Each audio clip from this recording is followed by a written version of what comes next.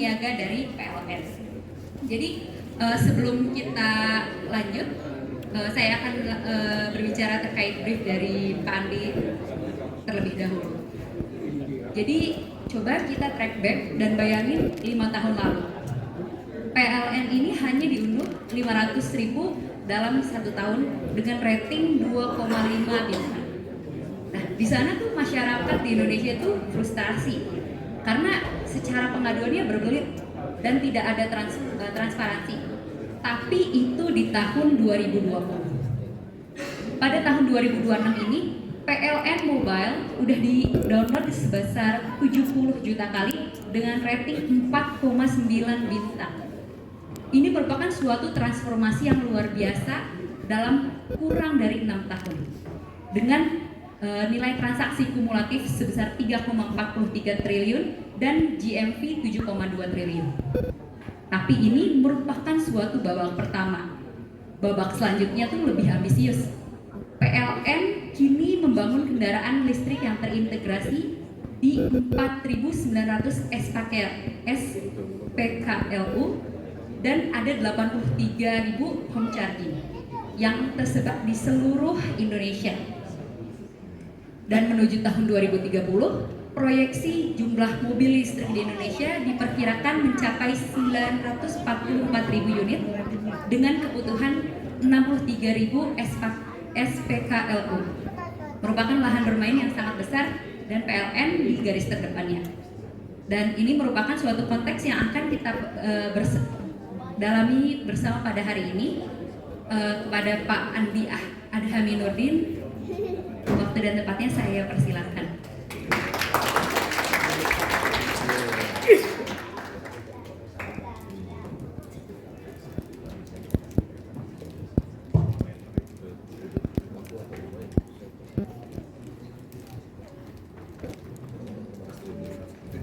Izin Bapak Ibu, lah kalau Bapak Ibu biasanya kan yang formal. Ini kalau bicara ITS berarti Cak dan Ning lagi ya. Ini saya pemain pengganti saja ya. Ya, bismillahirrahmanirrahim. Assalamualaikum warahmatullahi wabarakatuh. Waalaikumsalam warahmatullahi wabarakatuh. Tadi saya dengar Cak Faisal, Ning siapa tadi nyampaikan parian gitu ya. Ya, jadi saya sempatkan dulu sedikit bikin parikan. Ya. Ini dulu waktu saya dari JM Banten nggak cocok Pak, karena bukan parian di situ. Ya. Pergi ke Bandung di hari Sabtu. Cakep. Bertemu kawan untuk bernostalgia. Cakep. Halal bihalal IKITS kita bersatu, guyup, kompak dan bahagia. Ini izin yang bahwa para senior yang nggak bisa saya sebut satu persatu, yang sempat saya catat tadi, Ketua IKITS Jawa Barat Pak Cak Ardiono Triyosono, mewakili Ketua IKITS tadi Waketum Bu Dina Hakiki. Nah ini Direktur IT Digital Cak Faisal Rahmat Zumadi. Nah ini ternyata tadi saya searching siapa beliau gitu ya. Ternyata sama daerah kelahirannya gitu ya. Cuma saya lahir Botok. Tapi tadi ada bapak yang paling senior itu 70, belum lahir saya Pak. Ya. Ya belum lahir, baru mau dibikin gitu kan. Ini dari Divisi IT Big Data Cak Teguh Prasetya dan seluruh Cak Dani semuanya ya. Izin saya bawakan materi sebagian yang dibuat oleh Pak Adi Prianto. Sekaligus mohon izin Pak Adi Prianto ada kegiatan di Bali sehingga memberikan amanah kepada saya untuk mengisi atau mengganti beliau. Sebetulnya ada lagi yang tapi agak jauh ya. GM Jawa Tengah itu juga dari ITS itu. Kalau jauh kalau ke sini kan. Saya yang lewat tol saya tadi. Saya berangkat jam berapa tadi? 6:30. Ya, saya bawakan digitalisasi ekosistem kendaraan listrik dengan melayani sepenuh hati. Ya, ini kebetulan saya ada dari Jakarta saat ini. Next, lanjut saja. Ya, ini ya. Bagaimana sekarang posisi PLN ya menghadapi ekosistem kendaraan berlistrik yang ada di Indonesia. Oke, next, lanjut saja. Nah, sudah 80 tahun ya PLN berkontribusi terkait dengan negara kita ini.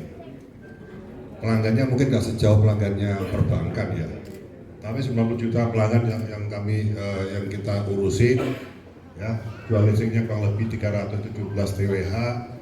Pegawai kami, pegawai PLN, ini pegawai, ini Cak Faisal, saya masih pegawai ya. Kalau Cak Faisal masih sudah OS gitu kan ya. Ya, kalau saya masih pegawai. 52.000, ya, pembangkitnya kurang lebih 80 gigawatt, ya, jaringannya kurang lebih 73.000 kms. Ya, ini hanya sekedar gambaran saja bahwa inilah aset-aset PLN Indonesia. Next, lanjut. Nah, tadi sampaikan bahwa terkait dengan digitalisasi, PLN mempunyai aplikasi yaitu namanya PLN Mobile. Sebetulnya PLN Mobile ini sudah lama, namun mati suri. Ya, mati suri, nggak banyak yang gunakan, ratingnya rendah, sehingga pada saat Pak Dirut Pak Darmawan Prasojo yang beliau juga ahli IT, ya, mendrive bagaimana membangkitkan PLN Mobile ini menjadi salah satu ya langkah tools utama untuk dalam kita bekerja dan berinteraksi ke semuanya lebih mudah. Next, lanjut. Nah, tadi disebutkan bahwa sampai tahun 2020 ya ini tidak begitu familiar. Ya, pengunduhnya yang PLN Mobile itu hanya sedikit sekali, ya, hanya 500 ribuan. Padahal pelanggannya segitu banyaknya. Ya, tingkat ketidakpuasan sangat tinggi, ratingnya rendah banget. Nah, sehingga dilakukan transformasi dan ini dikawal betul menjadi new PLN Mobile ini ya. Tujuannya apa? Adalah dengan aplikasi PLN Mobile ini semuanya yang urusan terkait dengan listrik terutama ini jauh lebih mudah ya. Ini kalau kita lihat dulu ratingnya cuma 2,5 ya, banyak pelanggan yang masih bingung, komunikasi baru satu arah ya, pelanggan lapor tapi tidak bisa direspon dan sebagainya, macam-macam ya, pengaduan bingung, fiturnya ribet. Nah, saat ini bertransformasi, alhamdulillah sudah 70.000 lebih ya downloader yang download ya. Tapi satu HP, satu nomor HP seperti saya ini bisa untuk 5 ID pelanggan. Jadi kalau rumahnya banyak itu jadi satu nomor HP untuk bisa 5 edible. Nah, di sini bisa komunikasi dua arah, bisa transaksi termasuk e-commerce juga ada. Kalau kita melapor pengaduan maupun gangguan, bisa kita tracking sendiri sampai di mana posisinya, berapa lama SLA-nya, dan petugas PLN pun yang tersebar itu juga bisa langsung komunikasi kepada konsumen. Tidak hanya petugas, karena pada saat melapor di PLN Mobile, ya pengaduan misalkan gangguan padam, tidak hanya petugas saja yang bisa membaca, namun para manajer unit pelaksana, GM, direksi pun bisa membaca langsung notifikasi. Nah, inilah kelebihan daripada aplikasi yang ini. Seperti saya pun masih bisa langsung kontak kepada pelanggannya. Misalkan ya SLA maksimum misalkan 45 menit, ternyata kami pantau kok belum sampai petugasnya, kami bisa kontak ya, baik itu petugas yang berangkat maupun kepada pelanggan yang melapor. Nah, intinya adalah PLN Mobile ini menerima masukan daripada para pelanggan seperti apa. Jadi arahnya adalah customer focus oriented dan ini berkembang terus. Next, lanjut. Nah, ini ya, saat ini alhamdulillah ratingnya sudah 4,9. Ini menandakan bahwa PLN tentunya juga mengikuti era ya dalam hal transformasi digital lain PLN. Ini tadi sampaikan bahwa alhamdulillah transaksinya juga lumayan tinggi ya, nilai transaksi kumulatif 3,43 triliun. Nah, ini di tahun 2026 saja, khusus 2026 saja data ini kita ambil. Next lanjut. Nah, ini menu-menunya simpel sebetulnya. Kalau Cak Daning semuanya di sini, saya rasa semuanya pasti punya listrik di rumah ini ya. Ya. Ada yang nggak punya listrik ya? Semua punya. Kalau nggak pakai listrik PLN, nggak usah download, nggak apa-apa. Tapi kalau menggunakan listrik PLN, ya monggo di download. Ya. Tadi saya bawa kartu nama tapi sedikit, sengaja. Ya, agar nggak sering-sering langsung dikontak. Karena kontak aja lewat sini pintunya. Ya. Karena kalau misalnya ada pengaduan langsung ke saya pun pasti masukkan lagi di sini. Jadi pintunya betul banyak. Nah, lebih baik kalau ada yang pengaduan tentang baik keluar maupun gangguan, lapor saja ke Pln Mobile. Setelah lapor, silahkan di capture ke saya, nggak apa-apa. Capture aja yang penting. Nah, baru saya bisa langsung tracking, gitu ya. Tapi kalau lapornya langsung ke saya pasti entry ulang lagi. Saya melaporkan dimasukkan lagi, berarti 2 kali pintunya. Ya, silahkan di sini dimasukkan. Nah, ya, jadi banyak sekali. Ini mohon maaf nih tadi. Cak Faisal kan di Telkom, Cak Teguh juga di Mitratel. Paling juga ada namanya Econet ini ya. Tapi ini urusannya teman-teman yang Econet lah ya. Nah, ini cukup banyak ya yang bisa kita gunakan. Semuanya bisa kita urusin di sini, termasuk belanja-belanja, ya. Belanja-belanja e-commerce. Tapi tentunya produk-produk UMKM PLN pun juga ada di sini. Ya bisa transaksi di sini. Nah, sekaligus promosi nih, perbanyak transaksi melalui PLN Mobile, perbanyak. Tunggu dulu, bukan masalah potongan. Nah ya, 1 ya, yang jelas dapat poin. Oke. 2, pada saat ada produk-produk PLN bisa dapat diskon. Ya, ketiga, pada saat menjelang hari listrik nasional, kupon itu bisa ditukar. Ya, undian macam-macam. Ya, bisa ditukar yang misalkan kayak elektronik kecil-kecilan ada. Yang tertinggi adalah diikutkan undian untuk mobil. Ya, mobil. Jadi di tahun 2025 kemarin 4 mobil listrik BWD MC didapat ya. Indonesia Timur itu dapatnya ada di Bau-Bau, di Jawa, Madura, Bali adanya ada di Jakarta, pelanggan kami ada, Jawa Timur ada, Sumatera kalau saat di daerah Sumatera itu ada 1. Nah, yang kebetulan waktu yang saya menyerahkan mobil listrik itu ternyata sopir Grab. Jadi sopir Grab itu sering melakukan charging. Ya, tadi Pak Teguh tanya tadi ya, charging. Nah, itu di SPK PLN. Cas, poinnya dikumpul gitu. Jadi pada saat nanti di menjelang di Oktober, nah itu beliau tukar, nah, dapat itulah gitu ya, undian. Dan masih banyak lagi. Next lanjut. Nah, roadmap PLN 2030 and beyond ya. Jadi tentunya kami mengembangkan ekosistem kendaraan listrik PLN. Ini sebetulnya dulu awal-awal ya, waktu saya masih di Banten tahun 2018 sampai dengan 2021. Mulai munculnya EV, ini sudah saya mikir PLN jadi korban dulu ini. Ya karena diminta untuk pemerintah untuk investasi SPKLU-nya, dan waktu itu harganya luar biasa mahalnya. Untuk 200 kW zaman dulu itu kurang lebih 800 jutaan. Zaman dulu awal-awal keluarnya. Nah kenapa? Untuk menggait masyarakat untuk bisa beralih kepada kendaraan listrik ya. Jadi berubah terus ya quick win-nya ya, kita sekarang sampai nanti goal-nya tahun 2030 ya, nanti kita gandengkan dengan rooftop solar PV, SCADA, nah itu tadi IoT ya. Kami tidak membahas masalah IoT tadi karena sudah ada pakar-pakarnya tadi ya. Kami fokusnya adalah bagaimana peran PLN terkait dengan ekosistem EV gitu. Next lanjut. Nah ini contoh SPKLU yang ada di sebaran di PLN ya. Contohnya ada seperti ini.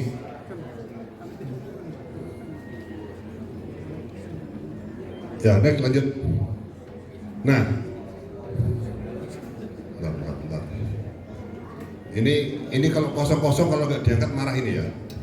Ini karena lebih tinggi jabatan daripada saya ini. Silakan Pak.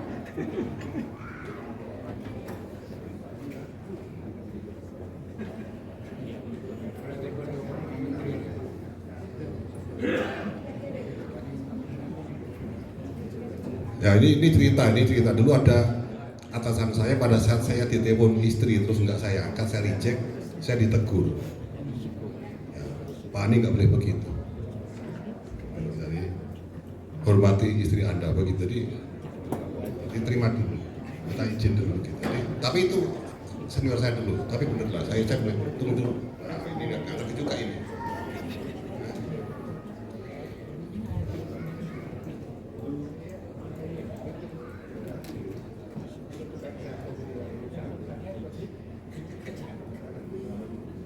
Iya, ayo begini.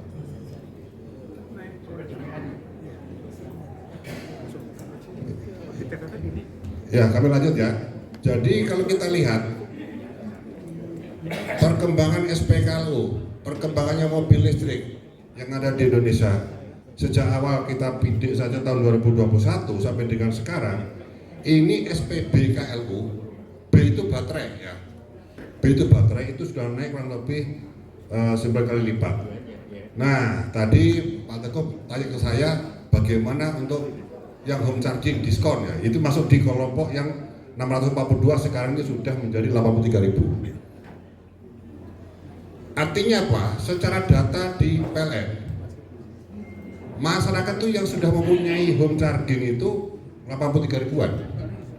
Ya. Tapi mobilnya bisa saja lebih banyak. Sama seperti saya kan ada 2 ini ya mobil listrik, tapi chargingnya cuma 1 saja. Karena sama bisa ganti-ganti. Ya ini makin banyak. Nah, yang khusus untuk umum yaitu adalah SPKLU. Ini naik 21 kali lipat. Ya sejak tahun 2021 sampai dengan posisi April. Nah, yang untuk roda 2 motor itu naik 31 kali lipat dibanding tahun 2024. Nah, inilah ekosistem kendaraan listrik yang sudah marak di Indonesia ini. Nah, tentunya di mobil pun lebih gampang, ada namanya EV digital service lah, itu silakan pilih aja.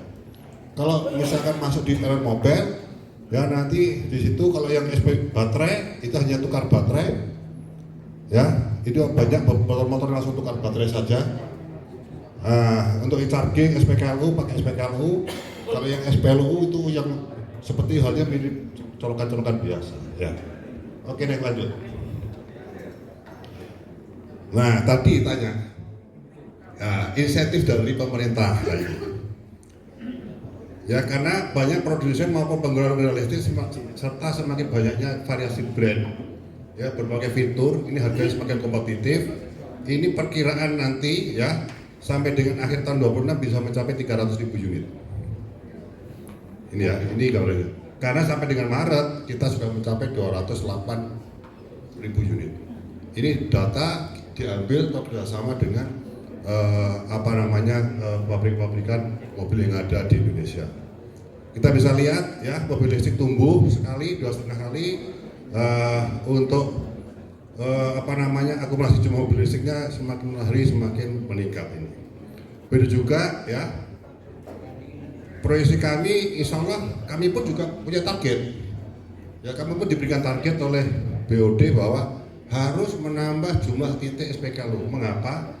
Karena jangan sampai masyarakat pemilik kendaraan listrik itu kesulitan dalam hal untuk melakukan charging pada saat nanti perjalanan.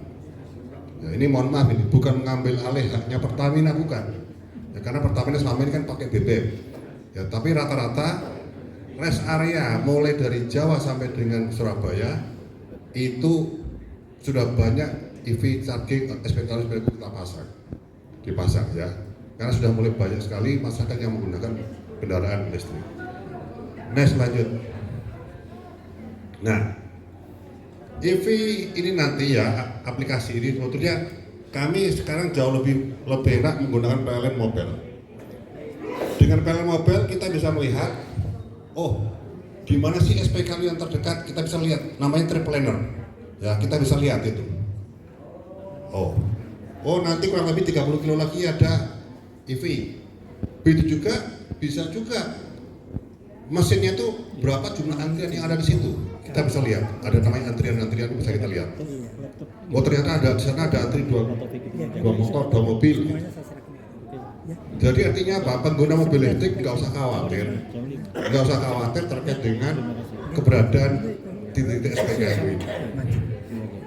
Hotline-nya pun juga ada ya, bisa di 123, bisa juga di 0873 kali 13 kali 2123. Ya, elektroniknya juga lebih mudah. Next lanjut. Nah ini, mudah-mudahan di sini banyak pengusaha, mudah-mudahan. Ya, mudah-mudahan banyak pengusaha. Yang di kiri ini, ya, yang di kiri ini adalah model bisnis SPKLU yang ada sekarang. Di awal tahun 2021, yang ada hanya nomor 1 saja, karena perintah. Ya, perintah pada saat itu PLN yang harus invest lebih awal. Nah, karena barangnya mesinnya itu yang mahal dan saat ini pun sudah mulai marak bisnis, khususnya Jakarta ini kami pun sekarang kebanjiran yang bermohon untuk memasang SPKLU. Ini mirip-mirip bisnis pada saat dulu itu mau apa itu? Ya pom bensin, ya awal pom bensin. Jadi dari Danantara Pak Dendi pada saat ke Jakarta Raya menyampaikan ke kami, ini kalau nggak di-manage dengan baik, maka kejadian pada satu booming bermohon pom bensin ini akan muncul. Ternyata benar. Nah, benar ya. Jadi kalau dulu skema 1 ya, PLN lahannya ya, mesinnya juga PLN, aplikasinya PLN. Nah saat ini skema 2 ini kita bisa menggandeng beberapa mitra. Ya skema 2 itu ada tanahnya dan mesinnya itu milik pemilik lahan. Ya, pemilik lahan, aplikasi melalui PLN. Skema 3 ini bisa saja lahannya miliknya orang A, mesinnya miliknya orang B, ya aplikasi milik PLN. Dan skema 4 ini bisa partner-partner ini, geotagi saja. Ini bisnisnya menjanjikan ini. Ya bisnisnya sangat menjanjikan saat ini. Hanya saja ini masukannya Pak Dendi kemarin pada saat temu kami di PLN. PLN itu memberikan harga ke konsumen itu nggak bisa merubah. Semuanya by regulasi. Berbeda kayak bensin ya, bensin gitu. Ada namanya Pertalite, apalagi paling bawah apa ya sekarang? Pertalite ya, Pertalite, Pertamax Plus, begitu kan ya? Yang dua di bawah kan diatur, tapi yang di dua di atasnya kan fluktuasi. Sama sekarang solar kan begitu ya, fluktuasi. Nah jadi masalah PLN ini mau dia slow charging, medium charging, fast charging, ultra fast harganya sama. Nggak bisa kita rubah harga. Nah, karena itu, nggih. Nggih. Itu sebenarnya yang harus kita spend money berapa untuk bisa mendapatkan ini. Oke, ya. Ya ini bagus sekali nih. Ya skema 1 mungkin saya tinggalkan saja karena ini dulu cerita dulu. Ya cerita dulu itu mahal sekali. Nah sekarang mesinnya itu kan masih gambar-gambar mesin G20 itu ya. Pada saat dulu acara G20 di Bali, satu mesin itu bisa 1 meter itu dulu. Nah sekarang harganya kan paling 200-an.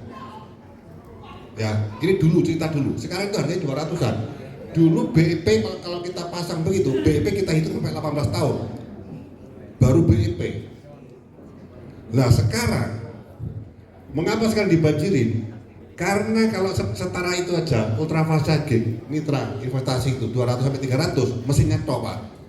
Itu BEP-nya enggak sampai setahun balik dia. Sepanjang, ya ini ya, sepanjang titik lokasinya ini potensi padat dikunjungin gitu ya. Tapi kalau pasarnya di daerah sepi ya nggak ada mobil lewat pastilah kan gitu kan ya. Tapi itulah. Nanti saya kasih contoh gambaran yang di Jakarta. Mana yang jadi titik rebutan oleh para pengusaha-pengusaha itu. Jadi sekarang kami malah polanya berbeda. Dulu kami PLN mencari mitra yang untuk bisa pasang, sekarang jadi mitra mitra lobby sendiri ke yang pemilik lahan, setelah deal baru berumur pelek. Saya mau pasang sana, mau pasang gitu. Berbalik.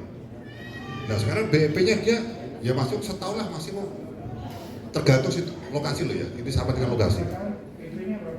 Kalau lokasinya nanti seperti 10,6, kalau bapak naik mobil dari Jakarta keluar itu, ya kilometer 10,6, ya itu ada 8 mesin, itu nggak sampai setahun balik dia.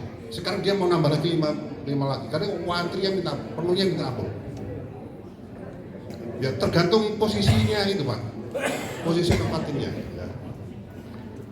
Nah lokalisasi lah, kalau seperti di kantor, saya rasa nggak begitu booming lah ya, nggak begitu booming. Ya apartemen mall lah ini, apartemen dan mall ini adalah saingan dengan mitra swasta. Kalau bapak misalkan ke Jakarta ke Karawaci misalkan, ada mall Karawaci di sana, ada SPKLU PLN yang ada di luar, ada SPKLU swasta ada di dalam. SPKLU PLN di luar harganya 2.400 per kWh, ya, dan nggak diusir oleh pemilik mall. Tapi kalau bapak ngecasnya di dalam itu 3.500 per kWh. Telat sedikit bapak kena denda. Ya, karena waktunya ada yang mau masuk. Seperti halnya itu bisnis parkir itu tadinya ya. Jadi itu kemarin pada saat saya masih di Banten, mereka minta tambahin, tapi di luar. Saya bilang ini bisnis sebetulnya bisnis di internalnya mereka. Nah itu ya. Nah rest area ini.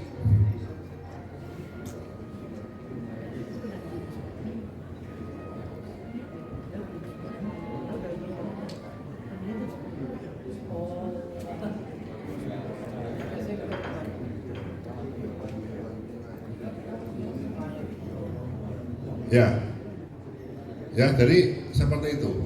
Next lanjut. Nah, tunggu dulu, back dulu lah. Biar nanti barangkali banyak yang mitra bisnis di sini. Ya.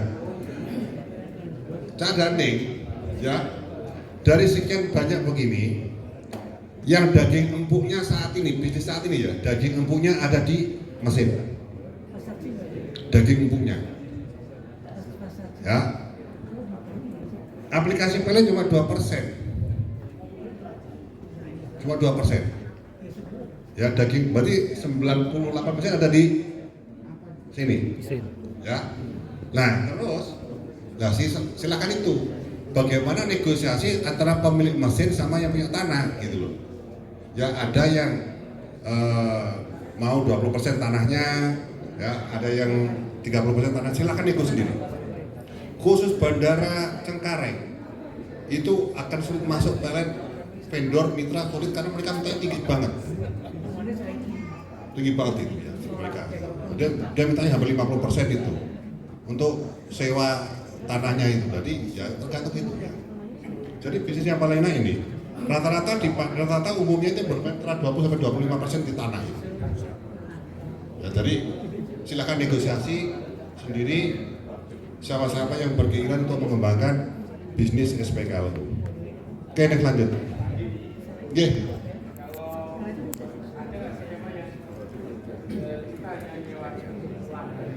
Oh iya, ini tadi. Coba next, balik back. Ya ini. Ya, ini sudah saya tinggalin, udah, wes ya. Sekarang skema 2 ini partner tanah dan juga dia mesinnya. Ini skema 2. Jadi mulai dari lahan sama mesin miliknya mereka. Kan gitu ya. Dari misalkan profit 100%, ini cuma 2%. Berarti 98% di sini. Kan gitu ya. Nah, tapi nanti modelnya skema 3, partnernya punya tanah, ya, mesinnya orang lain lagi. Nah, inilah yang sering silakan monggo di lobby. Pada umumnya ini bermain antara 20-30% yang punya tanah mintanya. Ya tergantung lobbynya, kan gitu ya. Tergantung lobbynya. Ada juga seperti Finvest. Finvest itu punya mesin sendiri. Ya, dia punya aplikasi sendiri dia. Ya. Tapi kalau dia mau numpangkan di geotaggingnya boleh gitu. Finvest, ya. Jadi kalau di Jakarta itu ya, ke pasar membeli kain batik, Cakep, tak lupa membeli buah delima. cakep, Mari terus berkarya dan berinovasi cantik cakep. untuk ITS dan bangsa tercinta. Terima kasih. Assalamualaikum warahmatullahi wabarakatuh.